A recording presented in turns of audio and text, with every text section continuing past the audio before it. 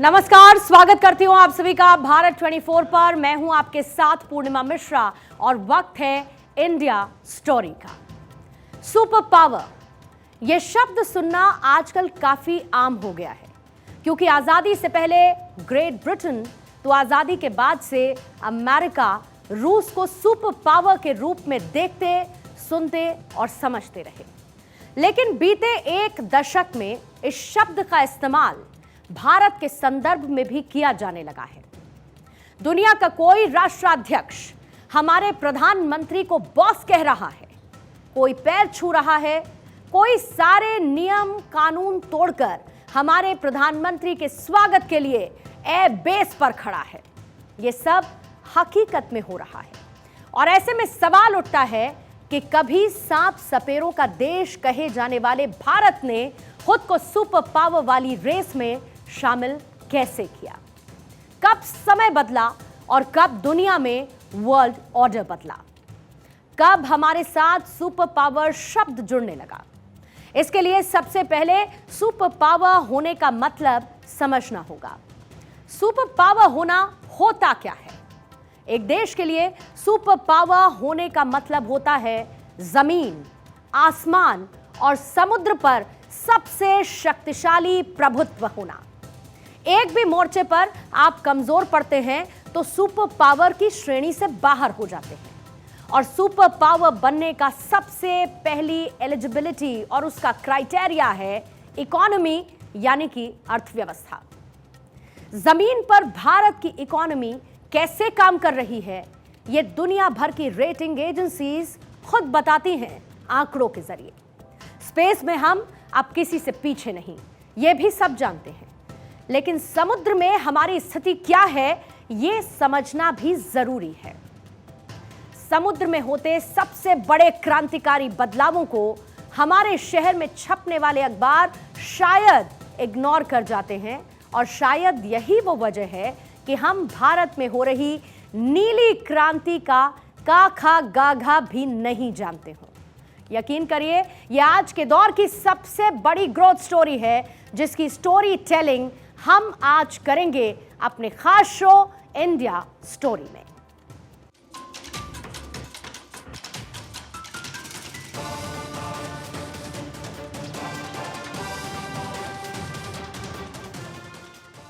हमने maritime infrastructure के पूरे इकोसिस्टम को मजबूत करने के लिए लगातार काम किया है। पोर्ट कनेक्टिविटी को मजबूत करने के लिए हमने हजारों किलोमीटर की नई रोड्स बनाई।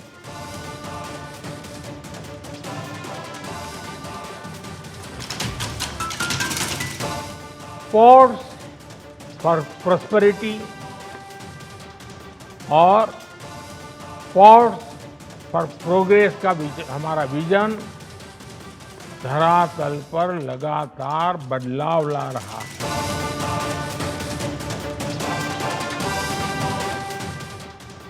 हमारा स्वदेशी aircraft carrier INS Vikrant Bharat की क्षमता और भारत के सामर्थ्य का प्रमाण है।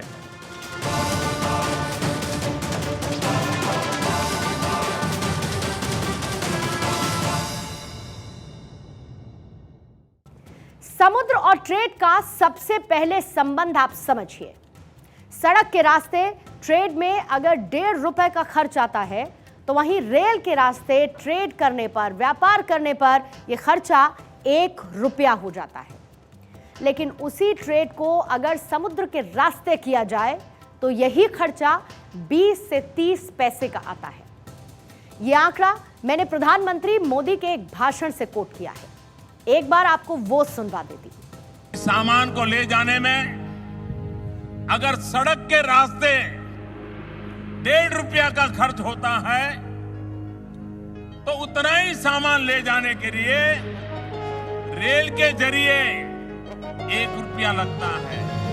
लेकिन वही सामान अगर हम जल मार्ग से ले जाएं, तो सिर्फ 20-25 पैसे में ले जा सकते हैं।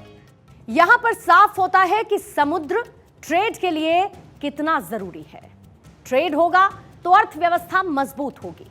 हालांकि यह समझाने की जरूरत नहीं, क्योंकि समुद्र और अर्थव्यवस्था का संबंध सदियों पुराना है। ऋग्वेद में भी हमें इसका जिक्र देखने को मिलता है। Indian literature, art, sculpture, archaeology, हर जगह इसका उल्लेख है। लेकिन बीते एक दशक में बहुत हद तक ये तस्वीर बदली है। एक अदृश्य बदलाव देखने को मिल रहा है और इस बदलाव को हमने भारत की नीली क्रांति का नाम दिया है, क्योंकि ये ब्लू इकोनॉमी ऑफ इंडिया का सबसे स्ट्रॉन्ग सेगमेंट साबित हो रहा है।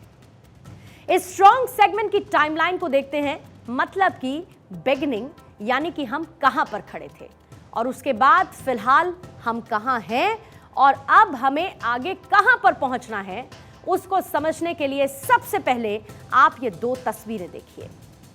यहां पर आपके दाएं हाथ पर दिख रही तस्वीर है एसएस लॉयल्टी की। यह भारत की पहली कार्गो शिप थी जो कि 1919 में शुरू हुई। और आपके बाएं हाथ पर दिख रही है गुजरात के मांडवी पोर्ट पर बन रही made in India giant cargo ship. इसकी क्षमता हजारों टन है।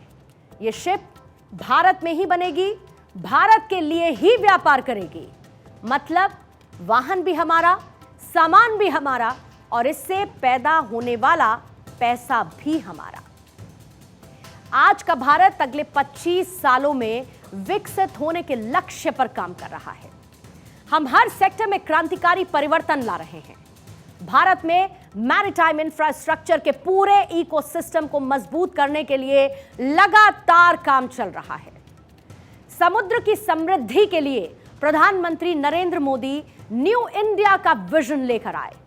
कोई कंफ्यूजन नहीं, कोई अनप्रैक्टिकल बात नहीं, बहुत क्लियर कट आइडिया है कि हमें डायरेक्ट कहां काम करना है।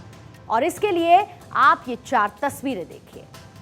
अपनी ब्लू इकोनॉमी को टॉप पर पहुंचाने और समुद्र में विश्व गुरु बनने के लिए प्रधानमंत्री मोदी मेनली 4 चीजों पर काम कर रहे हैं। सबसे पहली चीज पोर्ट मॉडर्नाइजेशन, यानी कि हमारे बंदरगाहों का विकास करना, उन्हें मॉडर्न बनाना। दूसरी चीज पोर्ट कनेक्टिविटी, यानी कि हमारे बंदरगाहों को विश्व के दूसरे बंदरगाहों के साथ बेहतर तरीके से कनेक्ट करना। तीसरी चीज पोर्ट लेड इंडस्ट्रियलाइजेशन। इसका मतलब है कि इंडस्ट्रियलाइजेशन जो कि शहरों में देखा जाता है, वैसा ही कुछ बंदरगाहों के जरिए भी करना होगा।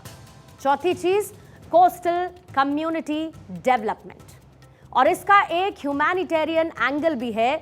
जो लोग समुद्र के आसपास रहते हैं उनका विकास भी जरूरी है, उनके लिए भी काम करना होगा, जैसे कि मत्स्य पालन के लिए संपदा योजना।